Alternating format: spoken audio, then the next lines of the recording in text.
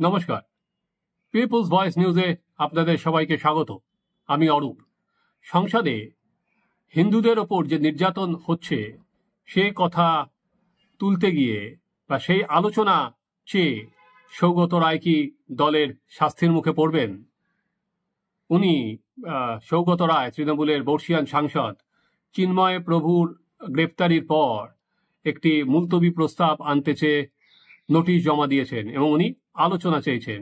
দল কিন্তু সেটা ভালোভাবে নেয়নি এবং দল মনে করছে তাদের সঙ্গে আলোচনার ভিত্তিতে সৌগত রায় মুলতবি প্রস্তাব চেয়ে যে নোটিশ দিয়েছে সেটা শৃঙ্খলা ভঙ্গের শামিল।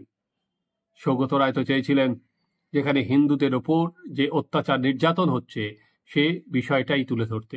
আমরা এ বিষয়ে, সৌগত রায় দিল্লিতে আছেন, সংসদের অধিবেশন চলেছে, আমরা কথা বলেছিলাম সাংসদের সঙ্গে। আপনারা শুনে দিন সৌগত দা ঠিক কি বলেছিলেন। এটা হচ্ছে, আপনি যে বাংলাদেশ নিয়ে আলোচনা চাইছেন, সৌগতটা কি চাইছেন? নোটিশটা যে দিয়েছেন সংসদে, কে বললো দিয়েছে? আজকে আমি দেখলাম যে নিউজ পেপারে দেখলাম যে নোটিশ দিয়েছেন আপনি। না, যে ভারত সরকার ইন্টারভিন করুক, ভারত সরকার হস্তক্ষেপ করুক। হ্যাঁ, কিন্তু কালকে তো দেখলাম ভারত একটা স্টেটমেন্ট দিয়েছেন। আপনি কি চান? কি হস্তক্ষেপ করবে ভারত? আপনার ডিমান্ডটা কি? কিভাবে? না, ডিপ্লোম্যাটিক্যালি যেভাবে মুভ করে কূটনৈতিক পর্যায়ে। কিন্তু আরেকটা যেটা আমি কি সংবাদপত্রের খবরই দেখছি যে দিয়েছে যে দলের সঙ্গে আলোচনা করেননি, দল ভাবছে এটাকে শৃঙ্খলা ভঙ্গ কিনা, আপনি এত সিনিয়র আর কি সাংসদ, কিভাবে দিলেন? কে বলেছে? আমি সেটাই খবরের কাগজে কোট করেছে যে যে উনি কিভাবে দিলেন, দলের সঙ্গে একবার আলোচনা করলেন না। আজ আপনি দেখুন না, আনন্দবাজার খবরেই লেখা আছে যে উনি দলের সঙ্গে। হ্যাঁ, দেখিনি আমি।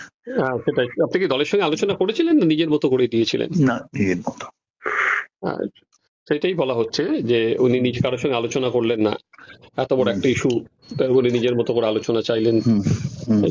সে বিষয়ে আপনার কি মত, কি বলতে চান সেটা? না, কিছু না, এটা এমন একটা ইস্যু যেটা পশ্চিমবাংলায় এফেক্ট পড়বে, তাই আমার মনে হচ্ছে তখন আমাদের তো এই দলের সাথে আলোচনা করতে হবে।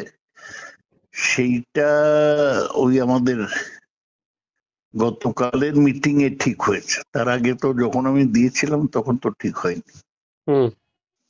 এই আর কি, গতকালের সংসদীয় দলের মিটিং এ সেটা বলে দেওয়া হয়েছে যে দলের সঙ্গে আলোচনা করে দিতে হবে। এমনি আপনি সৌগতদা কিভাবে দেখছেন যে আর কি পশ্চিমবঙ্গে এটা কিভাবে আর কি ফেলতে পারে, প্রভাব ফেলতে পারে? বাংলাদেশে বেশি গন্ডগোল হলে হিন্দুরা চলে আসবে। হিন্দুরা চলে আসবে এবং সেখানে সৌগতদা আপনার কি মনে হয় যে আর কি তৃণমূলের দল হিসাবে পথে নামা উচিত? যে সেটা বলতে পারবো না। এটা যে তৃণমূল যে দল হিসাবে যে অন্য জায়গায় প্রতিবাদ করে, এখানেও তাই। আপনি যে আশঙ্কা প্রকাশ করছেন যে হিন্দুদের ওপর যে অত্যাচার হচ্ছে, হিন্দুরা চলে আসতে পারে, সেই জন্যই বলছেন। হ্যাঁ, সেই জন্য আপনি যেটা আলোচনা চাইছেন আর কি, আপনাদের দল হিসাবে কি করা উচিত বলে আপনি মনে করেন? আপনি তো সেটা আর কি ভারত সরকারের কথা বলছেন, আর সিনিয়র না, দলের কথা দল ঠিক করুক। কিছু নেই সৌগতদা? না। হ্যাঁ, আপনারা শুনলেন যে সৌগতদা কি বলেছেন। সৌগতদা যেটা কনসার্ন সেটা হচ্ছে বাংলাদেশে যে হিন্দুদের ওপর যে নির্যাতন হচ্ছে তার ফল বা তার প্রভাব পশ্চিমবঙ্গের ওপর এসেও পড়বে। কারণ আমরা ইতিমধ্যেই দেখতে পাচ্ছি যে বাংলাদেশে যে হিন্দুদের ওপর যে নির্যাতন হচ্ছে, বিভিন্ন সংগঠন ইতিমধ্যেই পথে নেমেছে। কেন্দ্রীয় সরকারের বিদেশ দপ্তরের প্রতিমন্ত্রী তিনিও কিন্তু বৃহস্পতিবার রাজ্যসভায় সরব হয়েছেন এবং বাংলাদেশের যাতে সংখ্যালঘুদের ওপর কোনো রকম নির্যাতন করা না হয়, তা যেন বন্ধ করা হয়, সেটা বাংলাদেশকে আরেকবার স্মরণ করিয়ে দিচ্ছেন। কিন্তু তৃণমূল কংগ্রেস কিন্তু এই ইস্যুতে অনেকটা ধরি মাছ না ছুঁই পানি করে চলেছে এবং পুরো ইস্যুটাকে তারা কিন্তু ধর্মীয় অত্যাচারের নিন্দা করছে। অর্থাৎ ভারতবর্ষ এবং বাংলাদেশকে তারা কিন্তু এক করে দিয়েছে মমতা বন্দ্যোপাধ্যায় এই ইস্যুতে।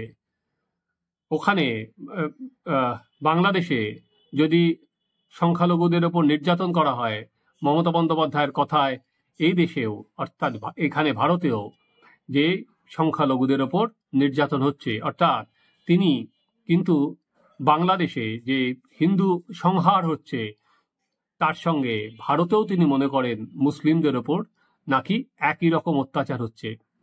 মমতা বন্দ্যোপাধ্যায় ঠিক কি বলেছেন চলুন আমরা একবার পড়ে নিই। গতকাল মমতা বন্দ্যোপাধ্যায় প্রথমে বিধানসভায় বলেছিলেন, তারপর তিনি ঝাড়খণ্ড থেকে ফিরে আসার পথে বিমানবন্দরে বলে, সেন্ট্রাল গভর্নমেন্টে যারা আছেন তারাও তো পার্টিকুলার একটা ধর্মের বিরুদ্ধে প্রচন্ড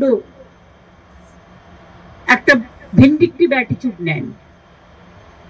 আমরা মনে করি কোনোটাই ঠিক নয়। মন্দিরও থাকবে, মসজিদও থাকবে, গুরুদ্বারাও থাকবে, গির্জাও থাকবে, ধর্ম যার যার আপনার, উৎসব সবার। আমরা শান্তির পক্ষে, আমরা উন্নয়নের পক্ষ। ধর্মীয় মতামত প্রত্যেকে যেন পালন করতে পারে তার স্বাধীনতা অনুযায়ী, আমরা এটার পক্ষে। তিনি যেটা বলেছেন এখানে প্রথমে বিধানসভায়, যে ধর্মের ওপর অত্যাচারই হোক, বিধানসভায় তিনি কথা বলেছেন, কোট আনকোট আমি পড়ছি, যে ধর্মের উপরেই অত্যাচার হোক না কেন তা আমরা মেনে নিতে পারি না। তার সঙ্গে তিনি অ্যাড করেছেন, এ দেশের কেন্দ্রীয় সরকার বিশেষ একটি ধর্মের প্রতিহিংসামূলক আচরণের কথা বলেন। তিনি বলেছেন, বিধানসভায় মুখ্যমন্ত্রী অত্যাচারের নিন্দা করে, আমরা সব ধর্মের অত্যাচারের নিন্দা করি, এটা সমর্থন করা যায় না। ইসকনের এখানকার কর্তৃপক্ষের সঙ্গে আমার দুবার কথা হয়েছে। মুখ্যমন্ত্রী কথায় অনেকের মৃত্যু হয়েছে, এর আগেও অনেকে মারা গেছেন, কিন্তু আমরা এই বিভাজন চাই না। এবং পরে হেমন্ত সোরেনের শপথ গ্রহণ অনুষ্ঠান যোগ দিয়ে রাঁচি থেকে ফিরে আসার পর কলকাতা বিমানবন্দরে বাংলাদেশ প্রসঙ্গে তিনি বলেছেন, আমরা দুঃখিত, মর্মাহত, আগেও অনেক মানুষ মারা গিয়েছেন, এখনো অত্যাচারিত হচ্ছেন, আমরা এর রেশ এখনো চলছে, যে কোনো ধর্মের ওপরই হোক না কেন এমন ঘটনা সমর্থন করি না, আমরা সবাই এক, আমাদের একটাই নীতি। অর্থাৎ তিনি দুটো বললাম যে ধর্মীয় অত্যাচার দু দেশকে এক করে দিয়েছেন। এখানে সৌগত রায় যেটা ইন্টারভিউতে শুনলেন যে হিন্দুদের ওপর যে অত্যাচার হচ্ছে সেটা স্বরূপ, এবং তাই জন্য তিনি দিল্লি হস্তক্ষেপ করুক, তিনি সে কথাটাই বলছেন, দিল্লি ইন্টারভিন করুক, তিনি সে কথাটাই চাইছেন, দিল্লি তাদের কূটনৈতিকভাবে দিল্লি কাজ করুক, কারণ তিনি হিন্দুদের ওপর যেভাবে অত্যাচার হচ্ছে সেটা নিয়ে তার উদ্বেগ থেকেই তিনি নোটিশটা দিয়েছেন। কিন্তু তৃণমূল কংগ্রেস কিন্তু হিন্দুদের ওপর নির্যাতনকে ইকুয়াল করে দিয়েছেন এখানে পশ্চিম ভারতবর্ষেও সংখ্যালঘুদের ওপর নির্যাতন নিয়ে। মুখ্যমন্ত্রী এবং অভিষেক বন্দ্যোপাধ্যায় বলেছেন যে আন্তর্জাতিক ক্ষেত্রে দেশ যা করবে তার সঙ্গেই তারা একমত, তারা একসঙ্গে আছে, কোনো অসুবিধা নেই। মুখ্যমন্ত্রী সেটা বলতেই পারেন যে এখানে দাঁড়িয়ে আমরা দেশ যা করবে একমত। যদিও তিনি 21শে জুলাইয়ের মঞ্চ থেকে বলেছিলেন যে বাংলাদেশে 21শে জুলাই আর কি শেখ হাসিনাকে তাড়ানোর আগে যে আন্দোলন হচ্ছিল তখন কিন্তু উনি 21শে জুলাইয়ের মঞ্চ থেকে বলেছিলেন, কেউ যদি আমাদের দরজায় এসে ঠকঠক করে আমরা সেই দরজা খুলে দেব বলে ইউএন রেজলিউশনের কথা বলেছিলেন তিনি। তো পরবর্তীকালে কিন্তু তিনি আর এই নিয়ে মুখ খোলেননি নানা স্তরে সমালোচনার পর। এবার কিন্তু তিনি সরাসরি বলে দিলেন যে ভারত সরকার যা করবে তার সঙ্গে আমরা একমত, আমরা তার সঙ্গেই আছি। কিন্তু তৃণমূলের সরকার না করতে পারে এখানে, কিন্তু তৃণমূল দল হিসাবে তাদের তো রাস্তায় নামতে কোনো অসুবিধা নেই, অনায়াসে নামতে পারে। তারা তো বিভিন্ন ইস্যুতেই নামে, ভারতের ইস্যুতে নামে, আন্তর্জাতিক ইস্যুতে নামে, তারা তাদের মতো পদযাত্রা করে, তারা তাদের মতো প্রচার করে। তাহলে দল হিসাবে তৃণমূলের নামতে আপত্তি কোথায়? বা বিধানসভায় হিন্দুদের ওপর যে নির্যাতন হচ্ছে তাই নিয়ে উদ্বেগ প্রকাশ করতে অসুবিধা কোথায়? সেটা কিন্তু এখনো কোনো লিখিতভাবে কোনো বলা হয়নি। মমতা বন্দ্যোপাধ্যায় যেটা বললাম মৌখিকভাবে বলেছেন, লিখিতভাবে কিন্তু কোনো প্রস্তাব হয়নি। কিন্তু দল হিসেবেও তৃণমূল কংগ্রেস কিন্তু নামছে না, যেটা তৃণমূল কংগ্রেস অনেক ইস্যুতে নামে, সেখানে তাদের বাধাটা কোথায়? সেই জায়গা থেকে যে বাধা সৌগত রায় উল্টে মুলতবি প্রস্তাব চেয়ে হিন্দুদের উপর যে নির্যাতন, মুলতবি প্রস্তাব চেয়ে আলোচনা চেয়ে দলের কোপে পড়েছেন। এবার চলুন আমরা প্রথমার্ধে যেটা আমরা আলোচনা করলাম তৃণমূল এবং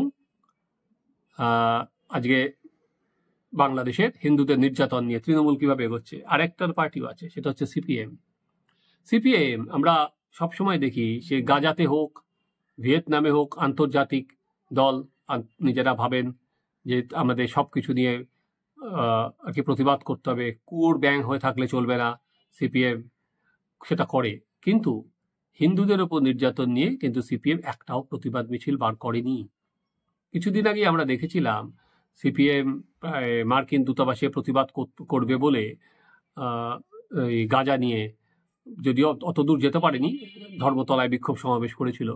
এখানে পলিট ব্যুরো থেকে একটা স্টেটমেন্ট দেওয়া হয়েছে, যেই স্টেটমেন্টে যেভাবে সংখ্যালঘুদের ওপর নির্যাতন করা হচ্ছে তার নিন্দা করা হচ্ছে। কিন্তু একই সঙ্গে মোহাম্মদ সেলিম, যে পলিট ব্যুরোর মেম্বার, তিনিও কিন্তু একই সঙ্গে ইকুয়েট করে দিয়েছেন যে ধর্ম নিয়ে রাজনীতি করলে কি হয় সেটা বাংলাদেশও বুঝছে এবং সেটা ভারতবর্ষেও বুঝছে, কারণ ভারতবর্ষেও সেই সংখ্যালঘুদের ওপরই আক্রমণ হচ্ছে। অর্থাৎ উনিও কিন্তু কোনো জায়গায় দাঁড়িয়ে ভারত এবং বাংলাদেশের অত্যাচারকে এক করে দিয়েছেন।